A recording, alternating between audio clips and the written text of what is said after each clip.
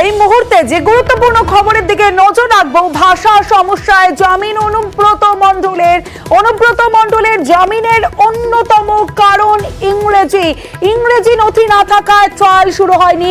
বারবার বলেও ইংরেজি অনুবাদ করতে পারেনি এনফোর্সমেন্ট ডিরেক্টরেট। আমার সঙ্গে মৈত্রেয়ী ভট্টাচার্য রয়েছে। মৈত্রেয়ী, এখানেই তো প্রশ্ন উঠছে যে কেনই বারবার বলেও ইংরেজি অনুবাদ করতে পারেনি ইডি। দেখো, এই প্রশ্নই কিন্তু তুলেছেন রাউস এভিনিউ কোর্টের বিচারক জ্যোতি ক্লেয়ার। তার প্রশ্ন হচ্ছে যে ইতিমধ্যেই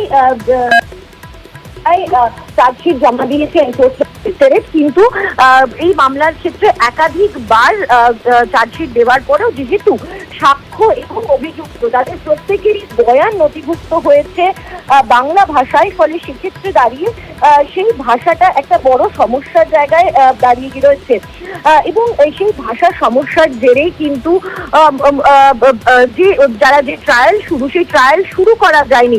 অর্থাৎ যেহেতু সাক্ষ্য এবং অভিযুক্তদের বয়ান পুরোটাই রেকর্ড করা রয়েছে বাংলা ভাষায়, এবং তাদের বাংলা ভাষা থেকে ইংরেজিতে তর্জমা করতে পারেনি এনফোর্সমেন্ট ডিরেক্টরেট। এখনো পর্যন্ত একাধিকবার এনফোর্সমেন্ট ডিরেক্টরেটের তরফ থেকে হয়েছে, এমনকি স্পেশাল পিজি তিনি সময় চেয়ে নেন এবং সেই সময় অগস্ট মাসে শেষ হয়ে গিয়েছে, তারপরেও কিন্তু ইংরেজিতে তর্জমা করা হয়নি এই বয়ানের, যার ফলে ট্রায়াল শুরু করা যাচ্ছে না। এবং এক্ষেত্রে দাঁড়িয়ে বিচারক তিনি মনে করেছেন যে যেহেতু ট্রায়াল শুরু করা যাচ্ছে না এবং সেক্ষেত্রে দাঁড়িয়ে অভিযুক্ত অনুব্রত মণ্ডলের এখানে তার কোনো দায় নেই, তার কারণে এই ট্রায়াল দেরিতে হচ্ছে এমনটা নয়, এবং এই ট্রায়াল দীর্ঘদিন ধরে চলবে, ফলে সেই জায়গায় দাঁড়িয়ে তাকে জামিন দেওয়ার কথা মনে করেছেন বিচারক। এবং একই সঙ্গে বিচারকের তরফ থেকে যে কারণগুলো উল্লেখ করা হয়েছে সেখানে কিন্তু অন্যতম কারণ হিসেবে মানি সিসোডিয়ার কেসের কথা উল্লেখ করা হয়েছে এবং সেখানে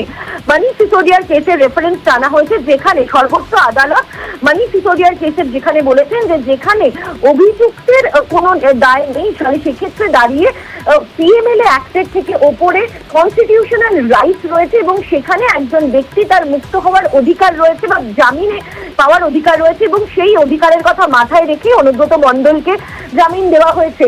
এবং একই সঙ্গে কিন্তু এদিনের যে 17 তারিখে অর্থাৎ 17 তারিখের যে আর্গুমেন্ট হয়েছে এবং যে পাল্টা আর্গুমেন্ট করা হয়েছিল এনফোর্সমেন্ট ডিরেক্টরেটের তরফে, সেখানেও কিন্তু বেশ কিছু লুপহোলস পেয়েছেন জ্যোতি ক্লেয়ার এবং সেগুলোও তিনি অর্ডারে উল্লেখ করেছেন।